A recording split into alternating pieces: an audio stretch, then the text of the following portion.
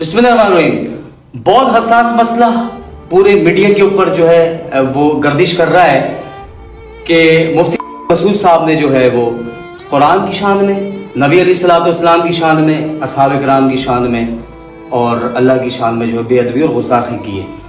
मैं अदब के साथ जो है वो गुजारिश ये करना चाहता हूँ कि देखिए, हक बात कहना जो है वो हमारा फर्ज है। मैं अगर किसी के लिए बात कहूं तो लोग ये कहते हैं कि फिरका वारियत हो रही है, मगर फिरका वारियत से बिल्कुल बारतर हो गए। बिल्कुल फिरका वारियत से हट करके सच्ची बात करना मेरा फर्ज है और मेरे ईमान है, और ईमान का जो है वो दर्जा नंबर 2 है, और जो मैं करूंगा और मैं करता आया हूं। आपको क्या जरूरत थी कनाडा में जा करके आप मेंबर रसूल के ऊपर बैठ करके आप इस तरह की जो है बकवासात करें?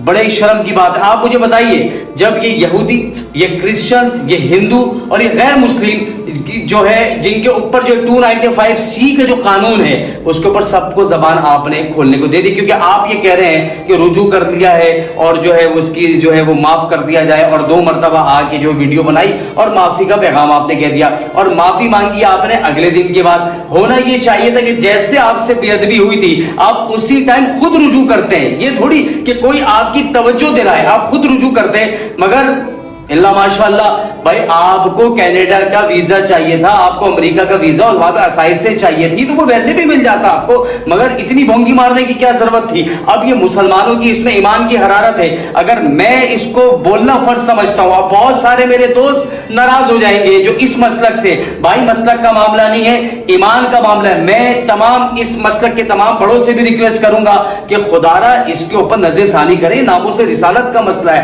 ये खत्म नबूवत का मसला है।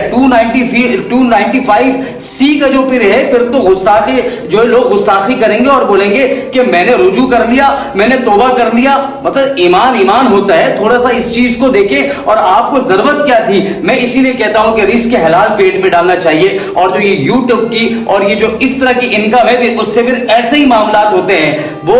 और दूसरी बात ये है कि एक बहुत बड़े आलिम जिनकी भी बड़ी इज्जत करता हूं, उन्होंने ये बोला कि हम बड़े बेबस हैं फलस्तीन के मामले में और हम कुछ नहीं कर सकते, तो मार सही जो हम करें। क्यों नहीं कर सकते? आप क्यों नहीं कर सकते भाई? बहुत बड़े आलिम दीन हैं और मैं उनकी बड़ी इज्जत करता हूं, मगर वो आकर के प्रेस कॉन्फ्रेंस में और वो ये कहते हैं कि हमारे पास कुछ भी नहीं है लड़ने को, हम कैसे लड़े?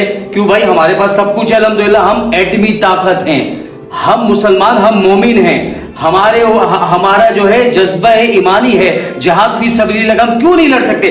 जब आप इतने बड़े आलिम दीन और मुफ्ती हो करके आप ये जब बयान देंगे तो बताइए कौम कितनी डीमोटिवेट होगी। मगर वो फलस्तीन की बच्ची, वो फलस्तीन की औरत, वो फलस्तीन की माएं जो ये कह रही हैं कि इस टाइम जो खामोश है, जो नहीं हमारे मदद को आ रहा है, वो यहां पर भी उसकी पकड़ होगी और अल्लाह की बारगाह में भी होगी। तो भाई ये जितना दीन हमने पढ़ा है, ये जितनी सारी चीजें हमने पढ़ी है, जहाद कब करोगे? तो अपनी कौम को जहाद के लिए तैयार करो, और इतने बड़े मनसब में होकर के आप बैठ करके ये बातें ना करें। आप कौम को बताएं कि जहाद फी सबीलिल्लाह क्या है। मैं रिक्वेस्ट करूंगा, मैं किसी के खिलाफ नहीं कह रहा, मैं किसी के भी खिलाफ नहीं कह रहा, मगर आपको अगर बयान ही चलाना है तो वो खादिम हुसैन रिजवी का चलाएं, वो अमीरुल मुजाहिदीन का चलाएं, वो मुफ्ती मुनीबुर रहमान के चलाएं, अहले सुन्नत के अकाबरीन के जो है वो बयान चलाएं। और मैं रिक्वेस्ट करूंगा कि जिस तरीके से खादिम हुसैन रिजवी ने काम किया उसी तरीके से आपको काम करना पड़ेगा, तब जाकर के आप फलस्तीन और शाम और बर्मा और कश्मीर की बच्चियों की असमतें आप महफूज करेंगे।